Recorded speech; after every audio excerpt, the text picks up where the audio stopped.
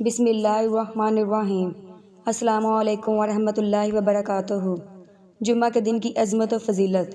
حضرت ابو ہریرہ رضی اللہ عنہ سے روایت ہے کہ رسول صلی اللہ علیہ وسلم نے ارشاد فرمایا، ان سارے دنوں میں جن میں کہ سورج نکلتا ہے، یعنی ہفتے کے 7 دنوں میں سب سے بہتر اور افضل دن جمعہ کا دن ہے۔ اسی دن آدم علیہ السلام پیدا کیے گئے، اسی دن جنت میں داخل کیے گئے، اسی دن جنت سے نکال کر دنیا میں بھیجے گئے اور اسی دن قیامت قائم ہوگی۔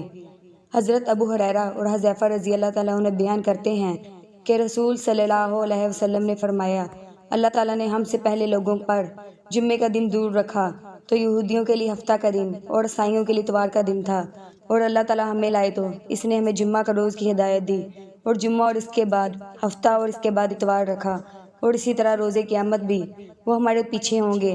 ہم دنیا میں آخری ہیں اور قیامت کے روز پہلے ہوں گے، جن کا سب مخلوق سے قبل فیصلہ کیا جائے گا۔ یوم جمعہ، اس دن کو یوم جمعہ اس لیے کہا جاتا ہے کہ یہ مسلمانوں کے اجتماع کا دن ہے۔ آسمان اور زمین اور ساری کائنات جو اللہ تعالیٰ نے 6 دنوں میں پیدا فرمائی، ان میں سے آخری دن جمعہ کا دن ہی ہے، جس میں اس کی پیدائش کا کام مکمل ہوا، اور یہ دن اللہ تعالیٰ کی خاص برکتوں اور رحمتوں کا دن ہے۔ اسی لیے اس دن میں بڑے بڑے واقعات اللہ کی طرف سے واقع ہوئے اور واقع ہونے والے ہیں۔ اس دن کی انہی خصوصیات کی وجہ سے اہم اور شاندار اجتماعی نماز کے لیے جمعہ کا دن مقرر کیا گیا۔ اس دن کی عظمت کا اندازہ اس سے بھی لگایا جا سکتا ہے کہ اس کے نام سے قرآن پاک میں ایک پوری سورہ ہے، جس میں اس دن کے احکام اور مسائل بیان کیے گئے ہیں۔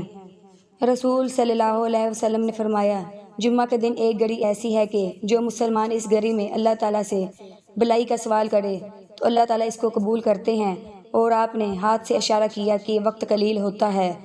جابر بن ابی عبداللہ رضی اللہ عنہ سے روایت ہے کہ رسول اکرم صلی اللہ علیہ وسلم نے فرمایا، اس گھڑی کو عصر کے بعد تلاش کرو۔ انس بن مالک رضی اللہ عنہ سے روایت ہے کہ حضور صلی اللہ علیہ وسلم نے فرمایا، اس گھڑی کو جمعہ کے دن عصر سے غروب آفتاب تک تلاش کرو۔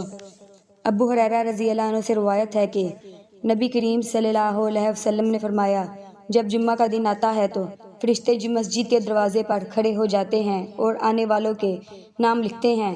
سب سے پہلے آنے والا اونٹ کی قربانی دینے والے کی طرح لکھا جاتا ہے، اس کے بعد آنے والا گائے کی قربانی دینے والے کی طرح، پھر مینڈے کی قربانی، اس کے بعد مرغی کا، اس کے بعد انڈے کا۔ لیکن جب امام خطبہ دینے کے لیے باہر آ جاتے ہیں تو یہ فرشتے اپنے دفاتر بند کر دیتے ہیں اور خطبہ سننے میں مشغول ہو جاتے ہیں۔